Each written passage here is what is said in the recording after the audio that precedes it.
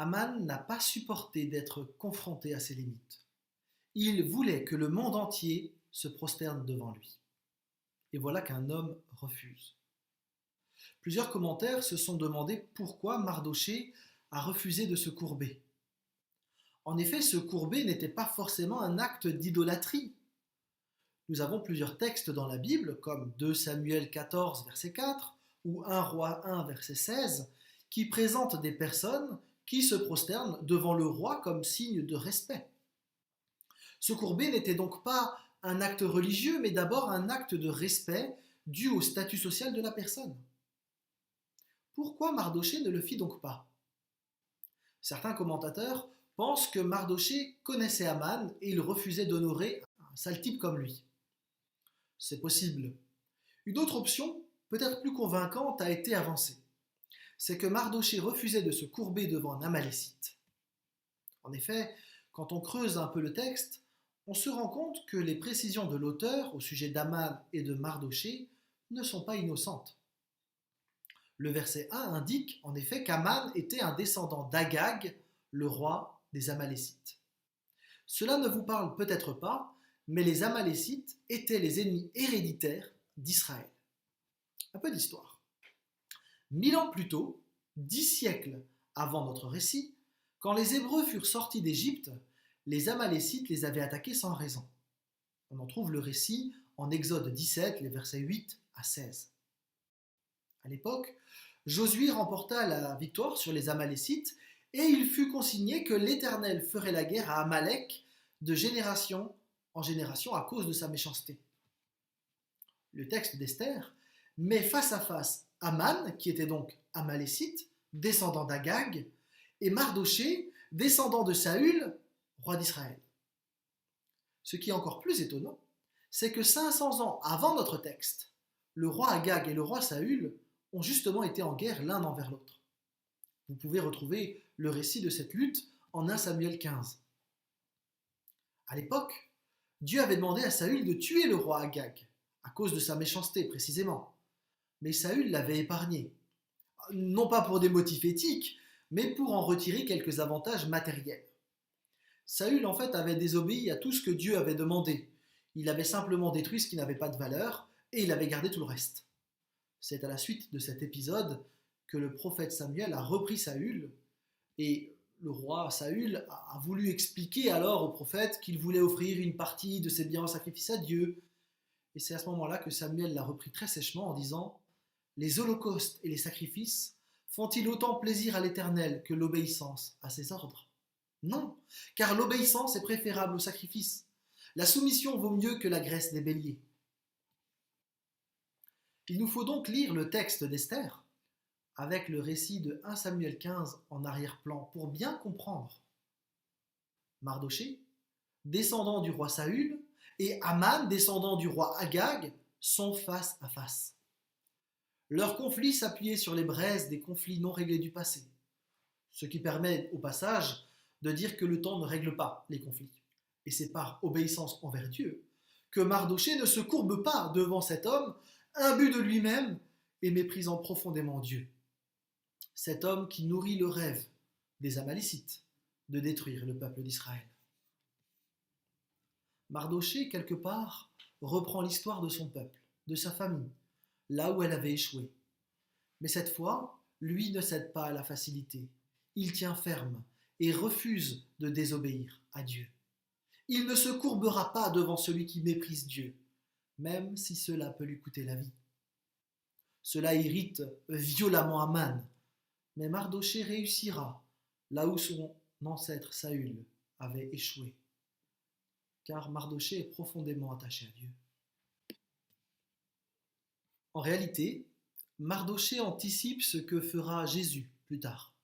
En effet, Jésus réussira dans tout ce que Dieu avait demandé à son peuple.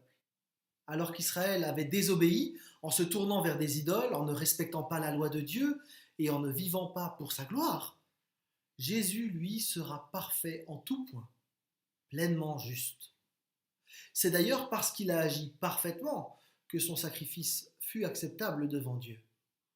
Mais revenons au texte d'Esther. Ce que je trouve utile de souligner cette fois, c'est surtout la manière dont Haman refuse d'être confronté à ses limites.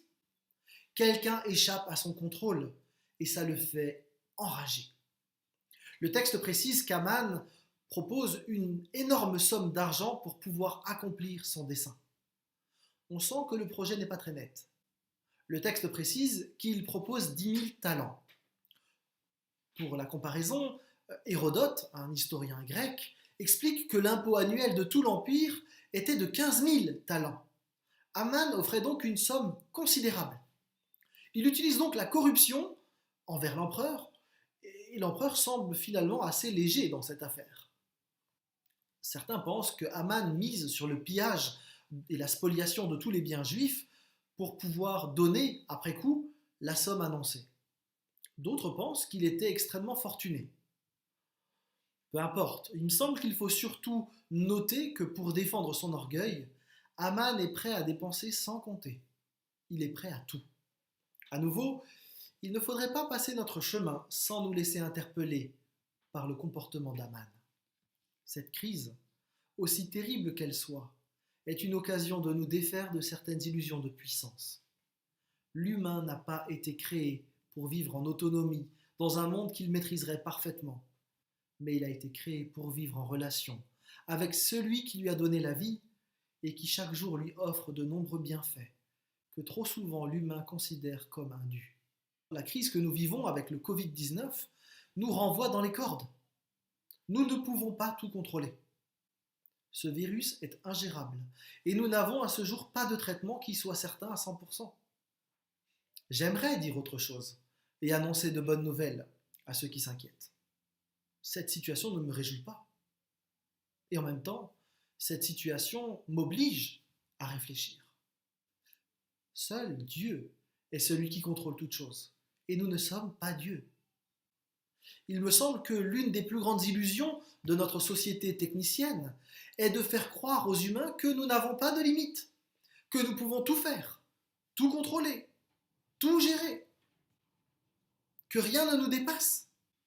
Les rêves de certains grands groupes commerciaux au sujet de l'humain augmenté ou de l'humain immortel ne sont en réalité que la face visible d'un iceberg d'illusions auquel nous nous habituons les uns et les autres. Nous avons l'illusion d'être sans limite, et ce terrible virus nous renvoie à la réalité que nous ne voulons pas voir. Nous sommes des êtres limités et mortels. Et nous devons revoir notre rapport à l'existence avec cette crise. Jacques Ellul expliquait avec raison que l'homme, avec la technique qu'il a développée, revit de nos jours un nouvel épisode de la tour de Babel. Il se fait l'égal de Dieu. L'homme se prend pour le Créateur, illimité et tout-puissant. Et ce faisant, l'homme porte atteinte à la gloire du seul et vrai Dieu.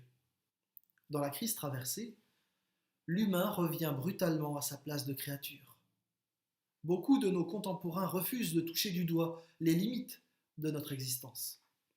Un peu comme Haman, certains pourraient même être tentés de faire taire ceux qui osent affirmer que nous ne sommes pas tout-puissants et qu'il y a un seul Dieu qui donne du sens à l'existence.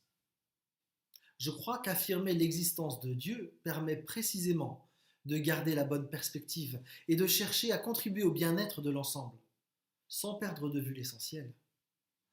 Toute notre activité et nos progrès ne pourront jamais nous donner le vrai bonheur. Nous pouvons nous bercer d'illusions à ce sujet, mais jamais changer la réalité. Et tout comme Haman pouvait se prendre pour le roi de la terre, ou du moins le personnage le plus important de l'Empire, finalement se retrouver face à ses propres limites.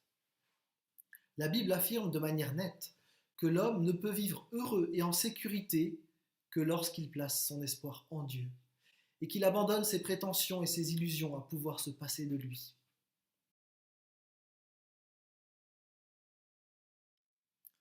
Confronté à ses limites, Haman refuse de voir la réalité. Il n'est pas le centre du monde. Et refusant de remettre en question ses illusions de grandeur, il cherche un bouc émissaire. Il pointe donc du doigt le peuple juif, un peuple problématique, qui lui rappelle qu'il n'est pas tout-puissant. Il n'est malheureusement pas le seul dans l'histoire à avoir cherché un bouc émissaire quand les choses tournent mal. Et de la même manière, Face à l'inavouable limitation humaine que révèle ce virus, certains vont peut-être chercher des coupables et accuser des hommes, des femmes, qui seraient responsables de l'émergence du Covid-19 sans chercher réellement à comprendre, mais simplement pour trouver une explication facile et des coupables à condamner. Dans notre texte, Aman met en place tout un stratagème pour satisfaire son orgueil et sa quête de toute puissance. Il n'hésite d'ailleurs pas à déformer la réalité. Dans les versets 8 et 9, Aman avertit le roi qu'un danger immense menace l'Empire. Comme le dit Daniel Arnold, Aman ment comme il respire. Sa version des faits déforme entièrement la réalité. L'offense unique et mineure d'un seul homme devient le complot de tout un peuple. Chaque mot accentue la menace. Le peuple rebelle ne respectait aucune loi et les révolutionnaires seraient omniprésents, partout infiltrés parmi tout le peuple. Ces mensonges et diffamations permettent à Aman d'assouvir un désir profond de détruire un peuple qu'il déteste depuis longtemps. Une expression en français indique que pour tuer son chien, on dit qu'il a la rage. Au Moyen Âge, lorsqu'on voulait se débarrasser de quelqu'un, il suffisait de faire courir le bruit qu'il faisait de la sorcellerie. Il n'en fallait pas plus. Lorsque la peste a frappé l'Europe, les Juifs furent assez peu concernés à cause de leur loi sur la purification rituelle. Alors bien sûr, on les a accusés d'être responsables de l'épidémie et qu'ils aient empoisonné l'eau. Il me semble que de tels bruits courront aussi avec le Covid-19. Quel sera notre positionnement face à de telles pratiques? Saurons-nous défendre ceux qui sont accusés? C'est tellement simple d'accuser certains, qu'ils soient au gouvernement, marchant dans un marché public de Chine ou priant dans une église de Mulhouse. La critique est facile, mais tellement déplacée. Personne n'a vu venir ce virus. Et parmi les plus grands accusateurs, les plus virulents, certains ont bien tardé à prendre au sérieux la menace qui pesait sur le monde.